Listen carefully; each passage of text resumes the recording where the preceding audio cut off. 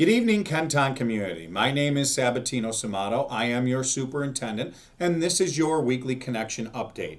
We're going to focus on quite a few pieces tonight in the update, and we are going to move quickly through them. So just to give you an overview, we will focus on that orange zone update. I sent some information out yesterday, and we're going to reiterate some of that this evening.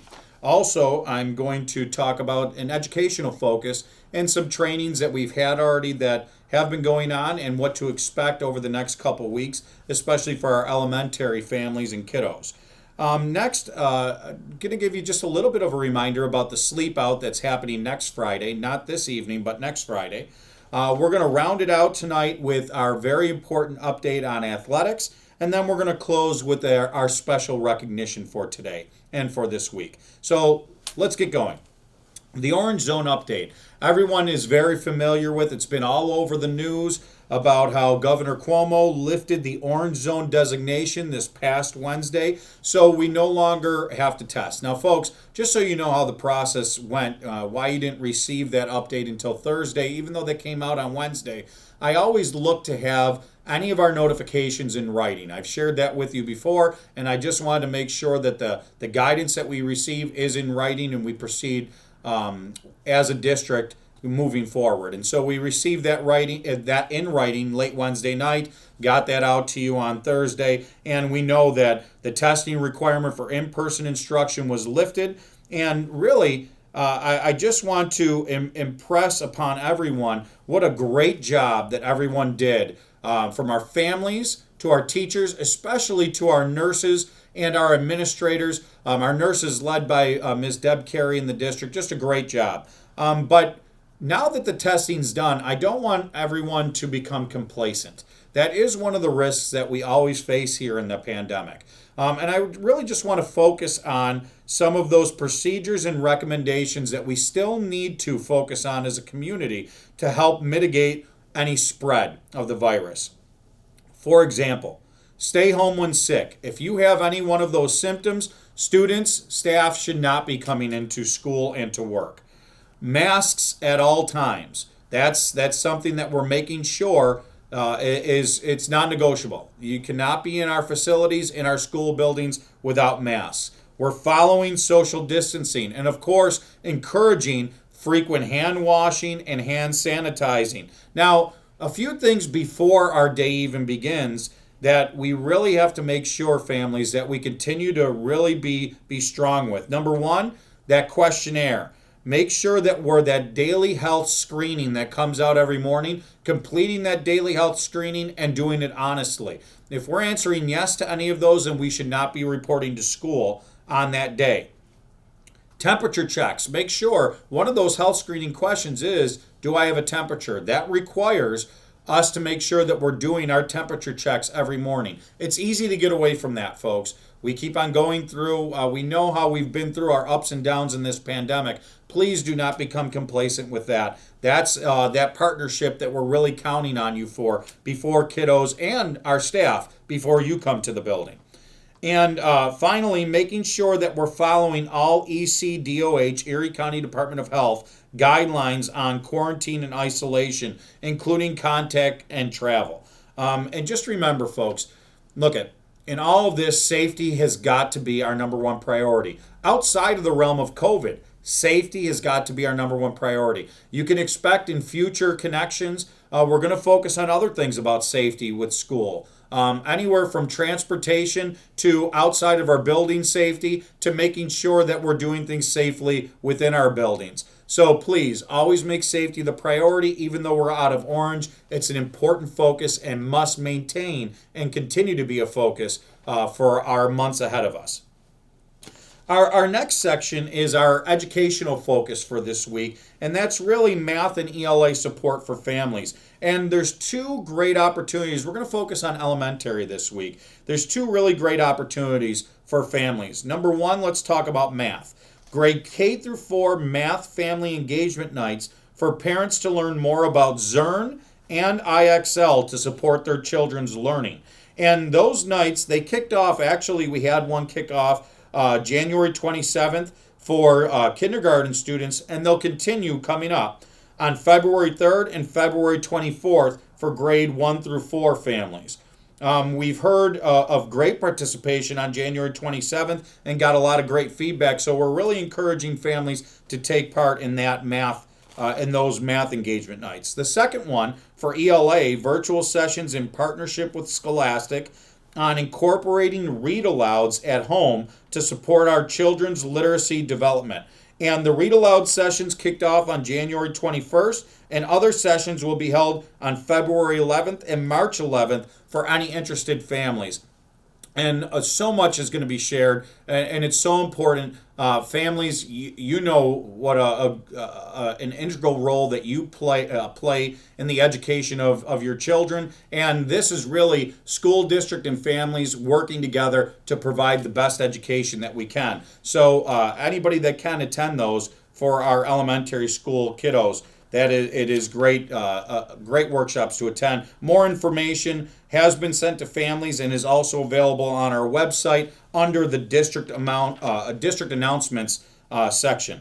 Our next part, number 3, is our sleep out reminder. I just want to really focus. We announced this last week, and colleagues, families, parents, we're really looking for anything that anybody can do during this time. Look, we're all going through a crazy, crazy time. And we all have different levels of need. What we can't forget are our neediest in our community. And that's what the sleep out really is. It's a double impact, the pandemic has been. And there's more of a need than ever. And a lot of charitable events really have gone by the wayside because of so many needs that all of us have out there. And we're hoping that this charitable event will really be a focus for our entire community.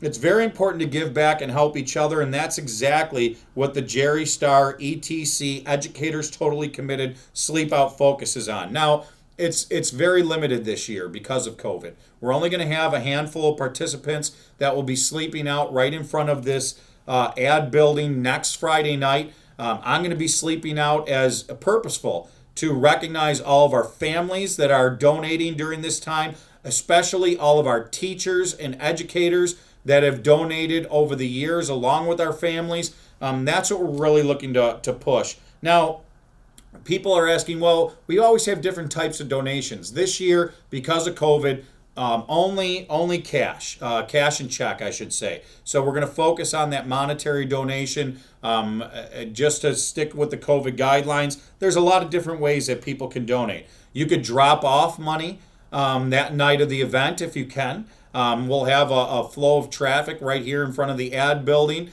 and we'll be there. We'll have cars pull into the lot. And drop off, make their donation, and then they can pull right back out just to follow those COVID guidelines. We won't have a lot of people hanging out or congregating. We can't have visitors that evening.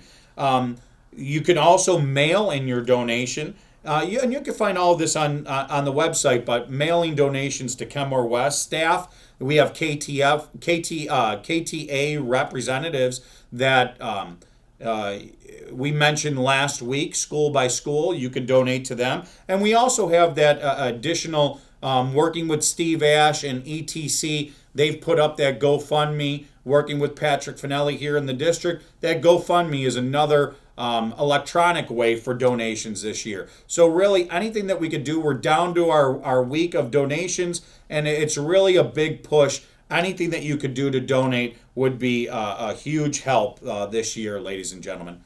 Our next section is athletics. I know a lot of people have been waiting for this update. Now, just to clarify, low and medium risk sports have already started, okay, for winter. That's rifle, boys swim, and bowling. Rifle, we had some things that we had to figure out, and it's getting underway now. And that was with ventilation and circulation in our rifle range, but that is coming up and getting going. But now we have heard this week with our announcement that 2 more winter sports that were deemed as high-risk winter sports are also authorized to begin, and that's basketball and ice hockey. And here in Kenton, we are going to follow suit. So on February 1st, we will begin with basketball and ice hockey with practices. And Section 6, well, there'll be sectional championships. We are looking, folks, and just to look forward to this, we are looking to begin our modified program. More details will come out next week regarding modified planning as we move forward. Now, this is not going to be like a regular year. There are still going to be a lot of modifications, speaking of modified, a lot of modifications in place. The Section 6 Executive Committee, here's one such modification. Wrestling was postponed. Now, folks, I know that that's a huge heartbreaker for right now, but you have to understand there's a lot of guidance that came out on that, and Section 6 was following suit with our local departments of health and their recommendations. So let's keep positive about. I know it's a put off, but let's keep positive that wrestling has been moved to the spring season based on that guidance from local health departments and CDC, and we're following suit with that.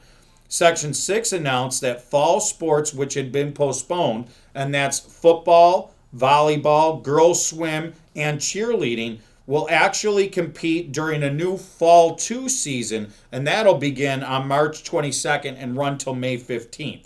The spring season will now take place from May 10th until June 30th, and that would normally include baseball, softball, tennis, track and field, and lacrosse.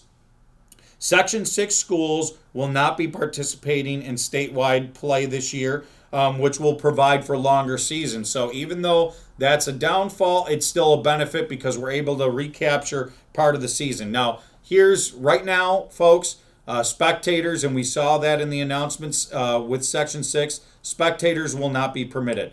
Who knows what the future will hold? We know that we're trying to get back to normal as much as possible, but please, once again, positivity, working together. This is a very challenging time, and at least we're back with some of our athletics at this point, and we're going to keep on moving forward as long as it's safe and the guidance indicates that. So good news on athletics. More information has already come out to kids, and check our website for more information on athletics. And a special thank you to Mr. Brett Banker, our athletic director in the district, all of our coaches that have been working so diligently to make sure that we can provide this opportunity for our students. And remember, safety is a priority, but we also know how important it is to get our kids back to some semblance of normalcy, and we're taking those steps every step of the way together. So patience is appreciated, folks.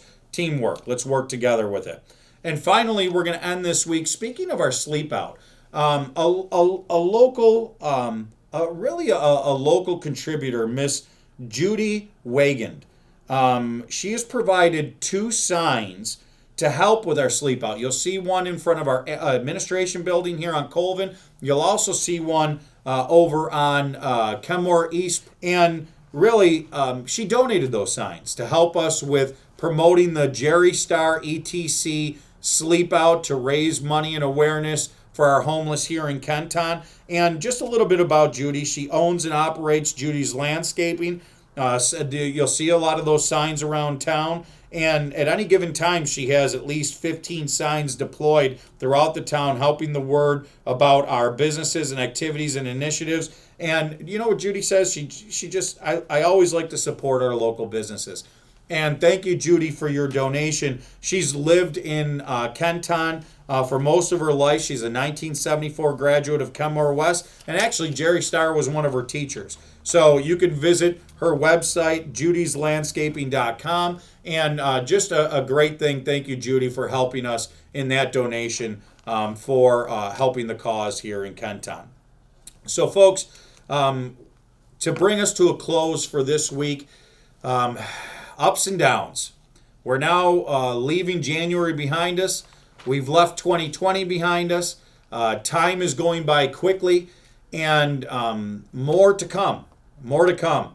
We have to be very fluid in our thinking. We have to be very fluid in our cooperation and, no other way to put it but our family culture. We have to help each other and continue to help each other. Thank you very much to all of our families. Thank you very much to all of our staff for the positive attitudes that we've had in the past and we will need moving forward, because it's not going to get easier. Even though we could see that light at the end of the tunnel, we could see the sun on the horizon, we know what we're moving towards.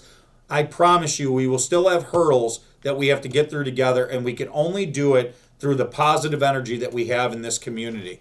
Because together we will accomplish this. We will continue to persevere. Together we are Kenton proud. Together we are Kenton strong. And together we will continue to move Kenton forward. Thank you very much to all of our Kenton community.